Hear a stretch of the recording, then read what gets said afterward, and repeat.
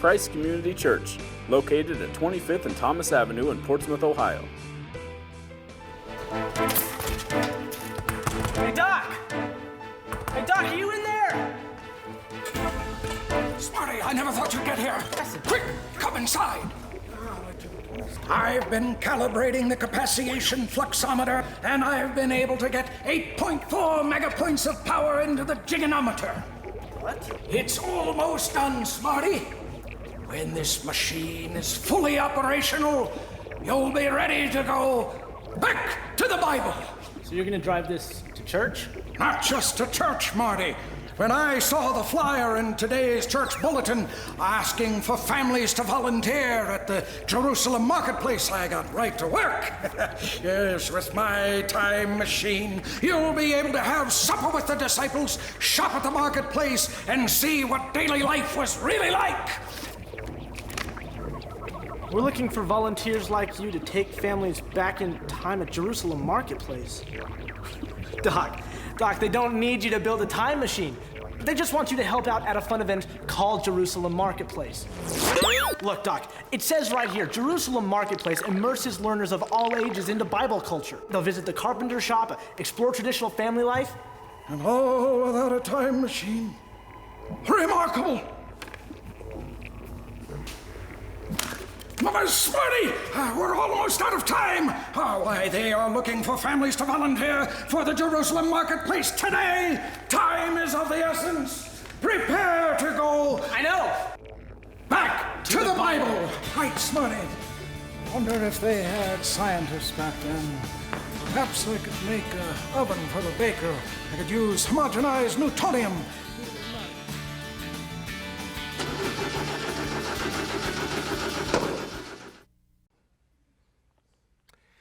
Well, good morning, Christ Community Church. All righty. Well, first VBS in 2 years. Isn't it good to be back to normal? Right? I'm so sick of it. I'm glad that we are back and to get ready to grow and all that kind of good stuff. Please, if you can volunteer, do it. I'm volunteering. Apparently involves a Hebrew Bible and a yarmulke. That should be interesting. So if you can, do what you can and help Kayla out with that. They've been working really hard on that. Tim Cyrus and Mom have been working on the stage and all that kind of good stuff. Well, I want to thank you. Megan and I both got back from Aruba last Saturday, and she came back with bronchitis, and I came back with some kind of stomach bug, but fortunately we're both on the mend and got through all of that. And we're ready to kick this off. Brand new sermon series. We wrapped up the case for Christ last week. This week, we start the Gospel Project. Now, if you're unfamiliar with the Gospel Project, it is basically a walk, kind of, if you will, not that there are lowlights, but the highlights of Scripture from Genesis 1 all the way to the end of the book of Revelation. And it kind of gives you a 30,000-foot view of the Bible, and that will help you, I hope, to understand Scripture so that you don't miss the forest for the trees. Once you get that big picture and how the Bible, all 66 books, hang together and does have a central message, then when you jump in to, say, Romans or whatever, which can be deep water, you can better understand it. And the kids will be doing it too. And every week in your bulletins, you'll have, questions there and all that kind of stuff, which you can talk through with your kids and grandkids. And we really hope you'll take advantage of that. As I said last week, we really want to push family discipleship. You bring your kids here, your grandkids here, that's great, that's wonderful, God bless you. But in an hour and 15 minutes, we can't disciple them. We can give you the tools to disciple them, but we can't do it. You've got to do it. And I'm especially looking at you mamas because, as Megan said during our Case for Christ, when she was doing research for the Bold movement, what she found is not only are more than 7 out of 10, close to 8 out of 10 kids who grow up in church, they leave the faith when they go off to college, and they begin asking questions and starting to check out of Christianity about age 12. But guess where the kids, if they have questions, if they have sincere questions about the Christian faith, guess where they go? Not daddy, they go to mama. Because mama's typically the safe space. And so this is something that you mothers really need to take seriously. Please look at this stuff. We'll give you the tools. I'm covering the same stuff up here. They're covering back there. And this morning, we are in Genesis 1 and 2. Now, we will be in Genesis 1 and 2 next week as well, because there's a lot to unpack there. So if you're wanting to read along, all you've got are 2 chapters this week and next week, Genesis 1 and 2. Then after a week of that, it's Genesis 3 and 4. So, that's where we're going. And my wife bought me this. This goes along with what we're doing. This is the Gospel Project Bible. So it's a regular Holman Christian Standard Bible, which one of my professors actually was on the committee to help translate. But the subtitle is Every Story Casts His Shadow, because one of the things we're going to look at is how everything points to Jesus Christ, just as Jesus in the Gospel of John said it would. And in this Bible, you have a lot of notes that will help you out as well. And by the way, this Bible right now is on sale at christianbook.com for $5.98. So not a bad deal, right? And so you can pick that up. That's where she picked me one up, and she picked one up for Kayla. Now, as I said, I know I'm not going to get any sympathy, especially from Gary. We were in Aruba for 8 days. Never been to Aruba. That may be the farthest south I've ever been. I don't know. Just 20 miles off the coast of Venezuela. And I'm not a beach person. I don't go in the water. You guys know that. I saw Jaws at a young age. That was enough. God told me don't go in the ocean. And so I don't go in the ocean. But I appreciate it. I like looking at the ocean. I'm not going to go into it, but it's pretty to look at. And I especially love, flying into an island. Once you dip below the clouds, you can kind of get a clear view of it. And you're up there at about, 15,000 feet as you descend, and you're looking at it. And it's just absolutely breathtakingly beautiful. Aruba's got mountains, and it's only 20 miles long. It's not very big. And I remember as we were flying into there and we were preparing to do this, and I was thinking about this sermon series. The majority of people who fly into a place like that, Aruba, and we've been to the Bahamas and we've been to Hawaii, and you go in there, and the majority of people, according to every poll taken by Barna and all that kind of stuff, the majority of them, if they reflect on it at all beyond, oh, that's pretty, they believe that what they are seeing is a beautiful accident. That it just all randomly came together through chance. They don't see God's hand in it at all. In fact, one of the most popular and effective atheist debaters, a zoologist or a former zoologist at Oxford University, guy by the name of Richard Dawkins, nasty guy. And I don't just mean nasty because he's an atheist. He's just nasty. He's mean to people. Like if a Christian gets up and asks him a question, he makes fun of them. This is like a 70-year-old guy with a PhD from Oxford, and some 19-year-old Christian girl gets up and asks him a question, and he calls her an idiot. He's just nasty. But he's one of the most popular speakers on college campuses in North America. He gets invited to Ohio State, University of North Carolina, University of Texas, on and on. He gets invited there, and thousands of students show up to hear him. And he'll stand up there and he'll say, everything, including you, are a cosmic accident. It's a series of mutations and accidents that just happen to produce this universe and this earth and human beings, and it just has, and I'm quoting here from his book, the appearance of design. He says it has the appearance of design. It's amazing you can get a PhD from Oxford and be that stupid. If you are walking along the beach, to use a classical example, if you're walking along the beach and you look down and you see a gold watch, do you look at that and go, what would you think of a person who said this? Wow, look at that. Over billions of years, the sand just came together and formed this gold watch. Isn't that amazing? What would you think of that person? You're insane. And yet, how much more complex is our universe and our bodies that a PhD in zoology can look and go, that accident just came together. Now, there's a reason for that. The underlying reason for that, because once upon a time, I believed that. I was stupid enough to believe that, or at least try to convince myself that. I remember a guy I worked for once, back before I was a Christian. He was a Christian. He was trying to convert me. And we were talking on a car ride one time about evolution. And he said, Matt, he said, here's the deal. He said, let's say you wake up one morning and you look outside in your driveway, and there is your dream car.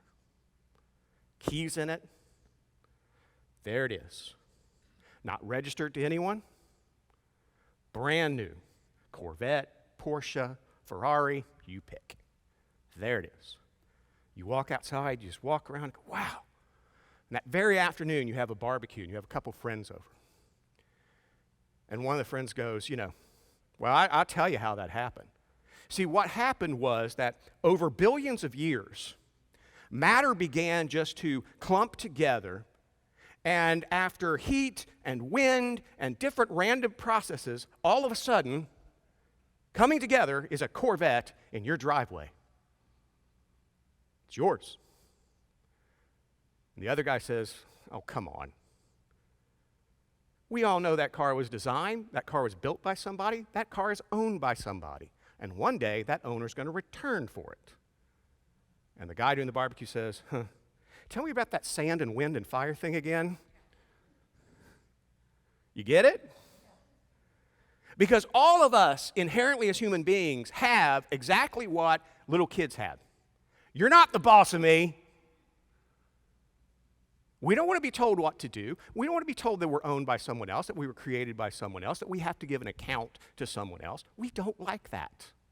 We want to do what we want to do without any consequences whatsoever.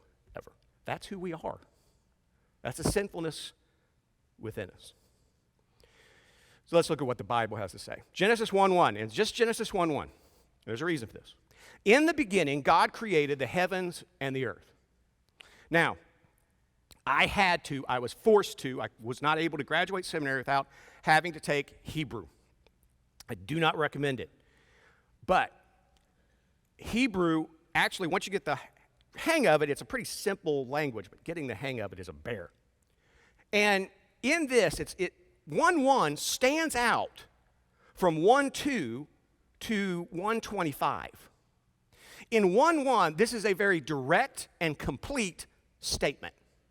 Boom. God created the heavens and the earth. Now, you remember that Moses wrote this. Moses was an Israelite. The Jews believed if you said, when we say heavens and earth, maybe in your mind you're thinking the skies above and this earth. Or maybe you're thinking the galaxy and this earth. No, what Jews believed was, when God said God created the heavens and the earth, that means everything that exists, pop, He created. Everything. Everything that existed. That means angels were created at this time. His heavenly throne was created at this time. The galaxy was created at this time. It is a Hebrew way of saying everything was created by God at the beginning. What does that mean? That means before that, the Father, the Son, and the Spirit existed outside of time, space, and matter. In a timeless, eternal, just this, don't even know how to describe it. And they decided to create. Now, if you go on Nat Geo or Discovery Plus or whatever, you'll hear scientists talk about, and this is universal. Any scientist who denies this is considered a wackadoodle. They call it the Big Bang. It means the beginning. And I don't know why Christians recoil from that phrase. For some reason, I guess it's gotten all tied up with Darwinism and stuff like that. But it has nothing to do with that, really. All the Big Bang means is the universe, time, space, and matter, and Einstein proved this, had a beginning. That's all it means. There was a beginning. Time itself, space, matter, all of it had a beginning. It has not existed forever. And so the question that I pose, the first question I pose to people who are not Christians, who do not believe in God, is, if every scientist believes this, where did it come from? There's a very simple argument that's been around for hundreds of years. It goes like this. You can look it up yourself. Whatever begins to exist has a cause of its beginning. The universe began to exist. Therefore, the universe has a cause of its beginning. Well, what's the cause? I have watched secular scientists who don't believe in God try to explain this. And again, it is amazing how incredibly delusional a PhD can be. Lawrence Kasdan at Arizona State University, I watched him debate once, and he said, well, frankly, we don't know yet, but we will. You want to talk about blind faith? Well, do you have any theories, Dr. Kasdan? Well, the universe could have been created out of a vacuum. Well, Dr. Kasdan, what created the vacuum? The vacuum is something that's created. What created the vacuum? Oh, we don't know yet. Well, do you have any other theories, Dr. Kasdan? Yes. There could be this thing called the multiverse that creates other universes. What created the multiverse that creates all other universes? Dr. Kasdan, we don't know yet. Actually, I'd be kind of more impressed if God created a multiverse that creates universes. I think that's kind of cool. It's very simple. It's logic. For time, space, and matter to come into being, something outside of time, space, and matter had to create it. It's that simple. And the only answer to that is God. When Einstein proved this, Einstein was an atheist. He actually got angry at his own theory because he knew where it was leading.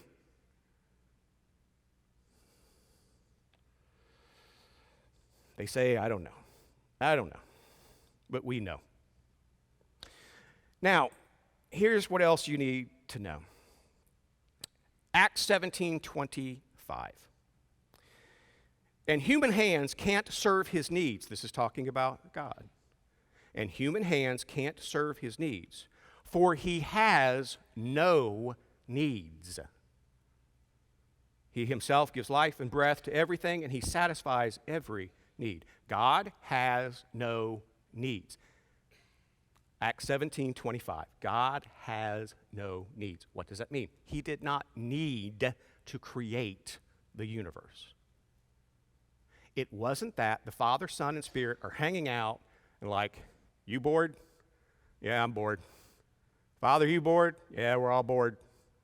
Want to create a universe? Why not?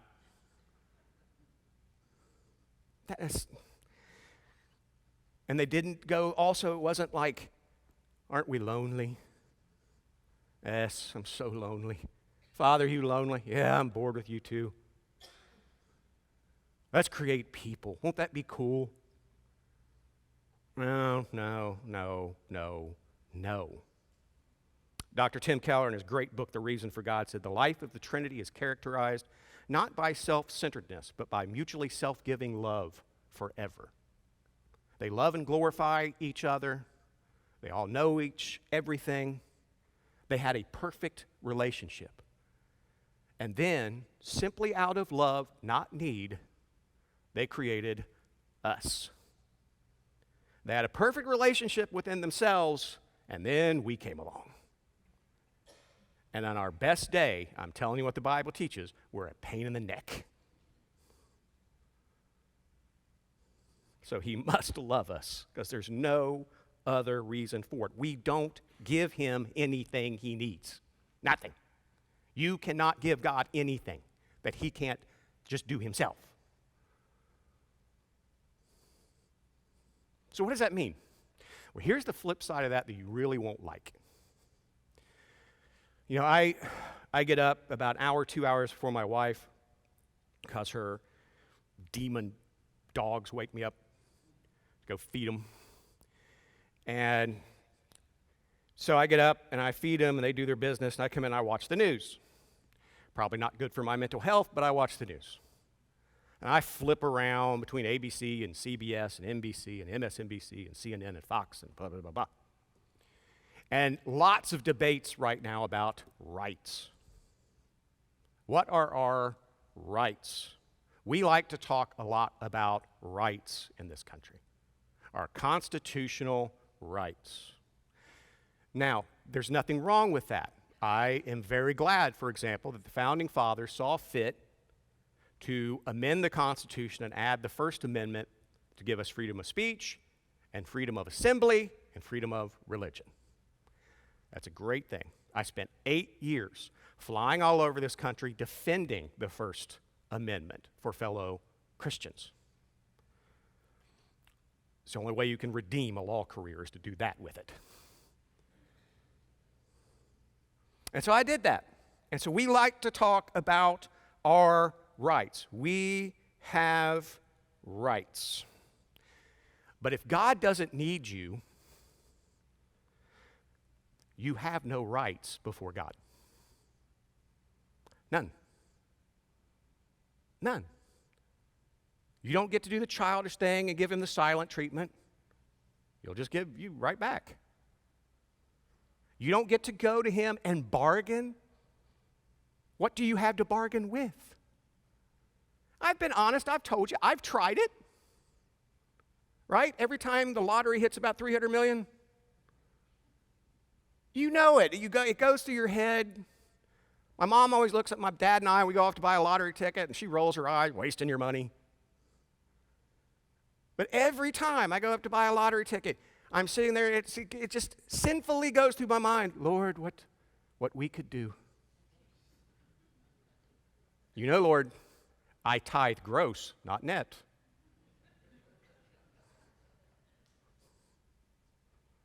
And God's like, like I need your cash, bro. You cannot bargain with God. It is wonderful to pray for your own growth and your own health and the growth and health of all those around you and in your family and your friends and your coworkers and all that kind of stuff. But we are begging. We are not bargaining. If God grants it, he grants it. If he doesn't, he doesn't. You have no rights. He needs nothing. He did not create out of a need. He continues to need nothing. But that being said, let's take a look at Genesis 1:26 through 31. There's some neat things here. Then God said, let us make human beings in our image. Notice that, our, Father, Son, Spirit, in our image, to be like us. They will reign over the fish in the sea, the birds in the sky, the livestock, all the wild animals on the earth, and the small animals that scurry along the ground. So God created human beings in his own image. In the image of God, he created them. Male and female, he created them. He made us in his image and likeness. What does that mean? Well, I'll come back to that in a second. But there are a couple things I want you to latch on first. Number one is this. This is where things kind of take a turn. Now, you can't see this in your English translation, but in Hebrew, once you get through with Genesis 1, where the Trinity is saying, let us create human beings. Then in Genesis 2, there is a slight, subtle change that you'll miss if you're not looking for it. In Genesis 1, God refers to himself as Elohim. Elohim. In Genesis 2, he refers to himself as Yahweh. Now, what's the difference there? Elohim is a regal term, a kingly term. Yahweh is a personal term. When Genesis 1 shifts from the creation of the universe and humankind as a whole, and then shifts to Genesis 2, where God is interacting with Adam and Eve, it shifts from majesty to personal. Let me give you an example maybe you can understand. Gary understands this. His wife dragged him to London, so he'll understand this. We don't have royalty in this country. I mean, we treat reality stars that way for some reason, but we don't have royalty in this country. But let's say you were a citizen of the British Kingdom, and you are admitted to Buckingham Palace to meet the Queen, who I guess is getting ready to celebrate some kind of anniversary. I don't know. I had two great-great-great-great-grandfathers who fought those folks who wouldn't have a king. I'd care less. But, so if you're admitted and you're a British citizen, when you walk up to the Queen, is it appropriate for you to grab her hand with a firm handshake and go, "Hey, Liz, how's it going?" Now, 200 years ago, they'd go, "Off with his head." What do you say? You walk up, you wait till she offers her hand, and you say, "Your Majesty." Right. So the difference between Elohim and Yahweh is Your Majesty versus, say, Elizabeth's great-grandkids running in and saying, "Grandma." See the difference? It goes from here to here. That's interesting. That's interesting. So humankind is created by God in his image and likeness. What does that mean? Well, we get a hint in Genesis 5:3. In Genesis 5:3, you'll remember this is after, spoiler alert for what's coming up. Genesis 3, we've got sin entering the world. Genesis 4, we've got the Cain and Abel story. You remember that Cain became jealous of Abel, and Cain goes out and kills Abel. Abel's dead. Cain is banished. Suddenly, Adam and Eve have no children. But God is gracious and gives them more children. When Adam was 130 years old, he became the father of a son. Wow. Good for him. He didn't need those pills they sell on TV. When Adam was 130 years old, he became the father of a son who was just like him, in his very image. And he named his son Seth, in his image. If you have kids, or even if you don't, let's just go two ways here. If you have kids, you will get to the point where you look at them and you see part of you. You see your nose or your eyes or your mouth or whatever it is. You see it there. It's your image stamped on that child. We don't have a choice of which that comes from. If God would ask me in the womb, show me pictures of my parents, I'd have gone, the blonde. Didn't get that. But, so that is image, your likeness. And if you've never had kids, you see this anyway. Remember the point in your life, for those of you who are older, when you realized you were acting just like one of your parents. It was a bad day, wasn't it? It's there, right? You share it's the image of likeness. It's there. The image is there. In some way, shape, or form, it is there. And that image is powerful. We are stamped not just with the image of our parents, but with our Creator. And I'll talk about how here in a minute. But this is important. And whether you know it or not, you have an emotional connection to this image. I'll give you an example. For those of you who have been parents, and when your kid does something really stupid, why are you embarrassed? You didn't do it. You didn't tell them to do it. I hope. I mean, I remember when my parents were so embarrassed when I was running around as a teenager, drinking and smoking and chasing girls. They never told me that. They told me to do the exact opposite. I mean, logically, when somebody went to my dad and said, "I saw your son smoking a cigarette, drinking a beer with some girl," he said, "Yeah, he's an idiot. Told him not to. Move on." But we don't do that. We get embarrassed. Why? We have this connection because they're in our image and likeness. It's there. We're just connected. And you feel it. In the ancient world, as long as kingdoms, nations have existed with royalty, What is the one constant in all of that?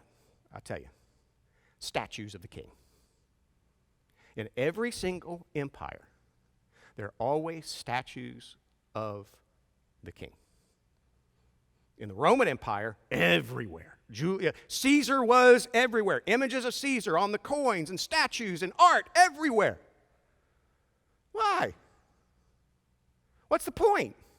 The point is not just to feed the ego of the king. The point is to show who rules and reigns this kingdom. It's a reminder. So if we are stamped in the image of God, what are we supposed to be doing? We're supposed to be living reminders of who rules and reigns this world. It's important. So how are we like God? Physically? No. The Bible is very clear. God does not necessarily have a body. He's spirit. The only time God has ever inhabited a body was his son when he was on earth. That's it. It's not bodily. It's more like this. We're not identical. But we share some traits with our Creator. For example, God decided, purely out of freedom and love, to create. Every single human being wants to create. Those of you, again, who have been parents, what do little kids love to do the moment you give them paper and a pen or crayon? Draw. It may even be a mess, but they love it. Why are Legos so popular with little kids? Love to build, love to create. We share that with our Creator. Dad will get to this next week when we continue on in Genesis 1 and 2 and talk about how the creation glorifies God. What does God say? At the end of when he's saying, look, and it is good, and it is good, and it is good, and it is good, and it is good, and then he says, it's very good. He loves it. He loves the mountains. He loves the oceans. He loves the lakes. He loves the creatures. He loves all of it. He loves to create. We do too, in some way, shape, or fashion, whether it's music or whether it's art or even, my wife likes to decorate every 3 months. I am waiting for a personal phone call from the CEO of Hobby Lobby saying, thank you, thank you, thank you. Man, oh man, oh man. She'll tell me every once in a while on a Saturday where I'm not preaching, she's not leading worship. I think I'll go to Hobby Lobby. Okay, I'll see you tonight. We crave justice. No other creature on earth does. Our God is just, and we crave justice. Years ago, I was reading a book. It had a really funky title. I can't remember of it. Something like Listening to Jazz at Midnight or something like that. I like to read weird stuff. And this guy who was an atheist was rocked by this one thought while he was sitting there having a glass of wine, listening to jazz, and just doing some thinking. I think he was a philosopher. And he wondered why he had gone to the zoo. And he wondered why animals do not react the same way we react. So, for example, again, going back to the news, have you all noticed the absolute garbage show that major cities are in right now, especially Los Angeles and New York? I used to live in LA. You could not pay me to go back there. The violence and everything. I mean, a few months ago, I think it was, I was listening to an interview. This guy was telling his story. He was sitting in a restaurant off of Sunset Boulevard, and a homeless guy, high on something, walked in with a knife and stabbed him in a 4-star restaurant. I mean, it's bonkers. And when we see that, or we see like there was an image a few weeks ago of a lady on a subway platform in New York City, and a guy came up, grabbed her purse, and then pushed her in front of a subway train. See how you're reacting? You don't even know this woman's name, and it makes you mad, doesn't it? Now, here's what's interesting. I've said this before, but if you go to the Columbus Zoo this summer, and you go watch the monkeys, try to find out when they're being fed. That's an interesting exercise. Because you have maybe a dozen chimpanzees, and they bring out like a thing of fruit. And so the chimps descend on it, and they grab a piece of fruit, and they go up, and they start to eat. And the biggest one will finish his first, and he'll look over at the little one, and he'll grab the fruit from it, and he'll start to eat it. What do the other chimpanzees do? Nothing. You will never see a chimpanzee go, "Hey, Herb, that's Melvin's fruit." You know, and however they talk, chi-chi, ha-ha, whatever. Give Melvin, get Herb, knock that off, man. You never see him do that. They're just like, yeah, not bothering me. We are the only creatures that crave justice. Why? Because we are made in the image and likeness of God. Only ones. We are the only creature that has the ability to reflect on the fact that one day we're going to die. You know, Mr. Moose may walk around Canada or Maine, and Mr. Moose walks along, and at some point, Mr. Moose gets this little signal in his brain that it's time to go bye-bye, and Mr. Moose curls into somewhere and lies down and dies. Mr. Moose, even Bullwinkle, does not walk around and go, "What does it mean to be a moose? What is mooseness?" They don't do that. We reflect on who we are. Do we have a purpose? What comes next? We know we're going to die one day. This reflection, this ability to think about eternal things. What is that? Where does that come from? The image and likeness of God.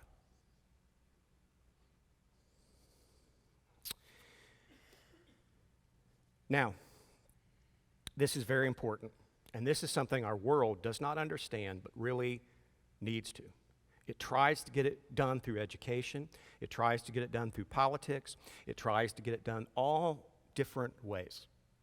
But because of this, and the Bible was very, very clear on this, I don't care how many idiots in the South 200 years ago tried to twist this around, but the simple fact is all human beings are made in the image and likeness of God, and the Bible makes it clear because they're all made in the image and likeness of God, we are all of equal worth.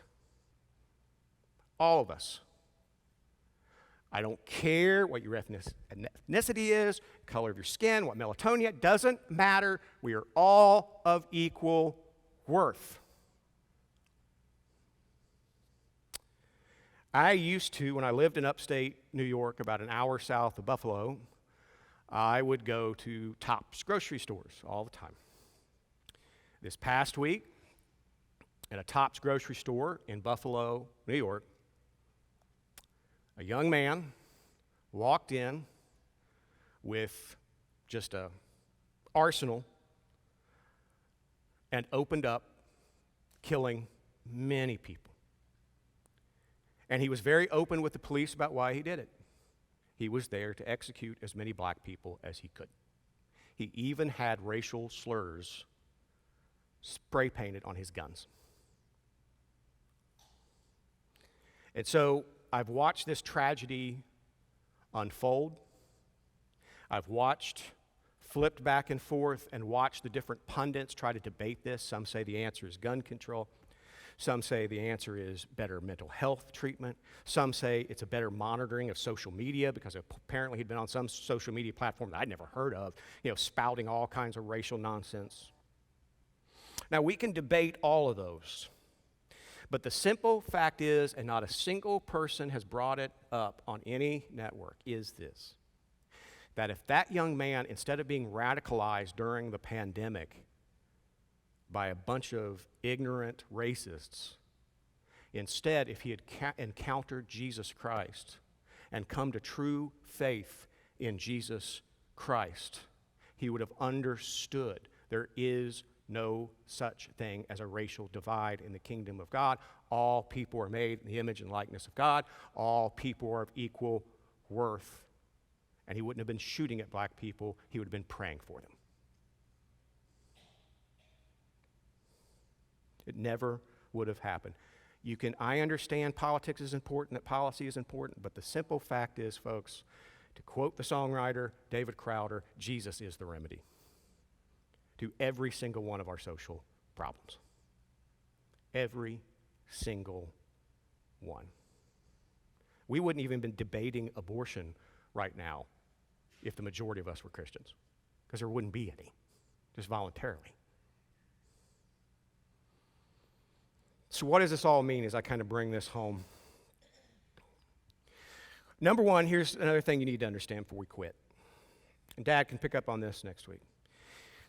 Creation, despite the fact that God created us out of freedom and of love, he did not create it for us. Even though he said that you're going to reign over the fishies and all the other kind of stuff and all, you're going to do that, despite that, creation was not made for us.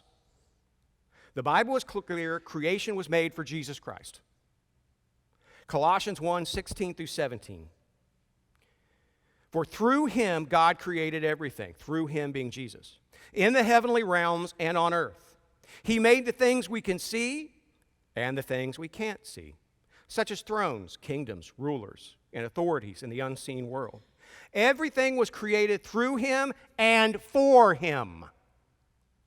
Everything was created through him and for him. You and I don't own a thing. We're renting. When Jesus returns, it's all his, including you and I. Everything was created through him and for him. He existed before anything else, and he holds all creation together. Keep that in mind. When I was looking through this Bible that my wife got me, on page 3, there's a little note that says, because we exist by God and for God, we must seek to discover our role in the overarching plan and purpose of God to manifest his glory and love to the world. In other words, as image and likeness, we are like those statues showing the world who rules and reigns through our actions, through our speech. Now, I get this. Next year, I will celebrate 25 years in ministry. The number one question I've gotten over 25 years, Pastor Matt, what is my purpose? I'll say, look, I pray to the big guy, he doesn't talk back much. So I don't know. It may be that you are just particularly good at something, and mature Christians around you have noticed it and have told you that you're particularly good at something. You may be good with kids. You may be good with service. You may love cooking meals for shut-ins. You may, whatever it is, you may be personable and just like to greet people. You may be Sean Tapman and just do everything around here.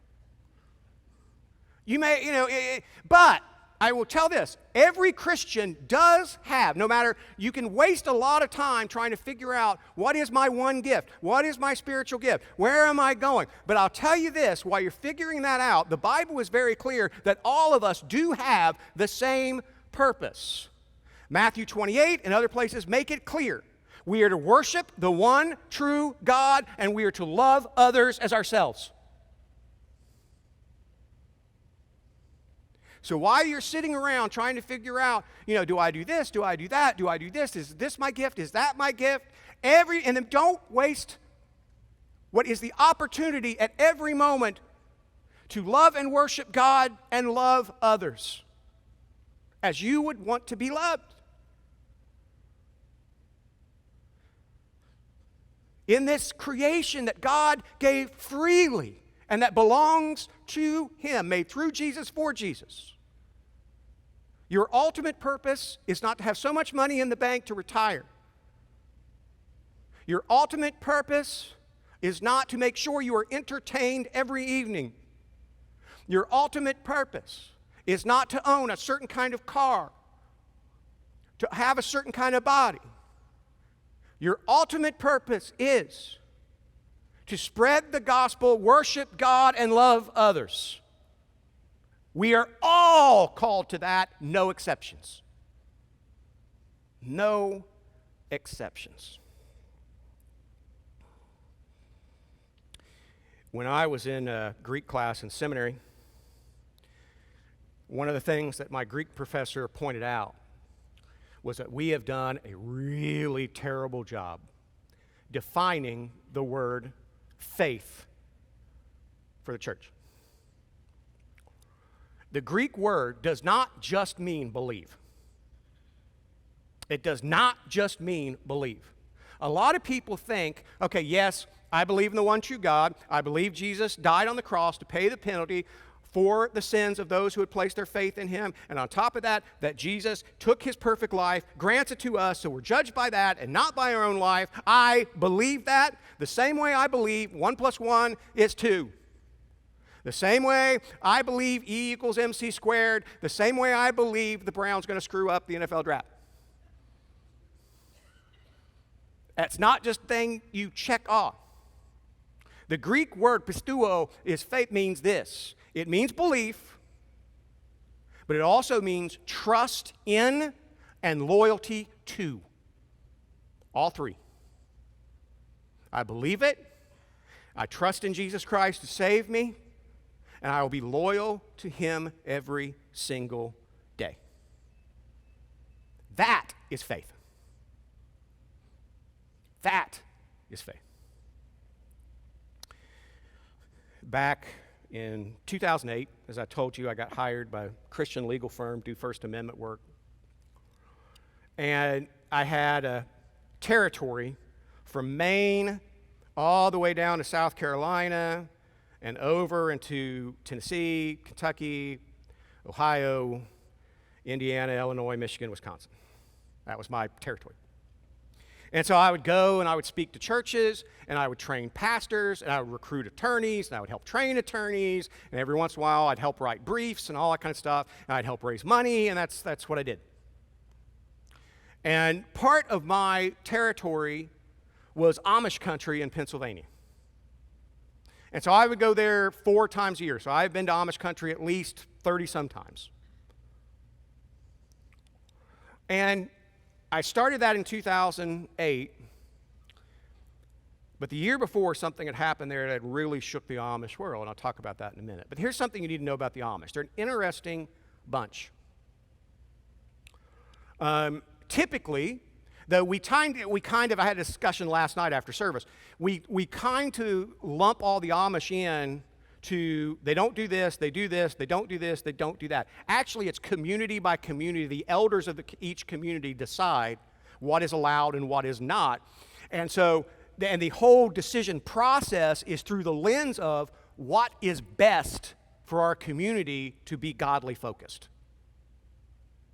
So the reason they don't have electricity in most Amish communities is they believe that TV, radio, telephones, and so forth distract from the constant worship of God. The reason they wear the same clothes every day is they believe that if they didn't, it would lead to a competition, and that fashion and style and so forth distracts from loving God and loving one another.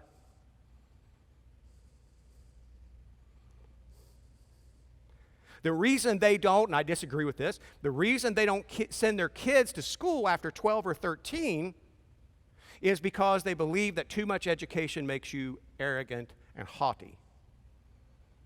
And they should just focus on what you do to provide for the community, the skill that you use to provide for the community, and the Bible.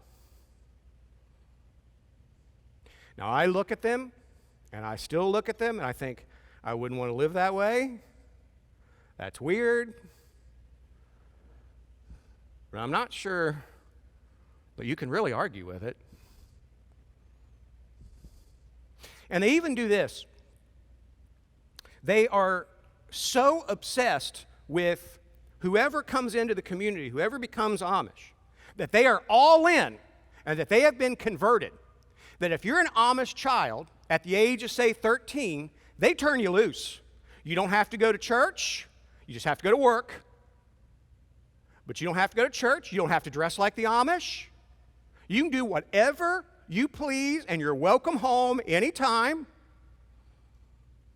They call it rumspringa. Rumspringa is when they basically turn their kids loose on the world and say, you go, and then when you are authentically converted to Jesus Christ, you come back. Now, once you're in, if you break the rules, then we're going to shun you. I disagree with that, but that's the way they do it. And so they send their kids out. I remember one night, I was at this large Christian church in Lancaster, and we had a fundraising dinner, and I was driving back to my hotel, and I look out in this farm, Amish farm, really big Amish farm. And I see like 20 cars in a circle with their lights on, heavy metal music blaring, cigarette smoke rising up like crazy, and a beer keg. I'm like, that's interesting. And so the next morning, I'm having breakfast with somebody who's not Amish, but he's lived in that area his whole life. I was like, what was that? He said, oh, those are the Amish kids on Rumspringa. I said, they just let them go out there and party and drink beer and blast music? Yeah. They let them do whatever they want to do until they're ready to join the community and pledge their allegiance to Jesus Christ. Okay. I did Rumspringa too, but I didn't have my parents' permission. But anyway.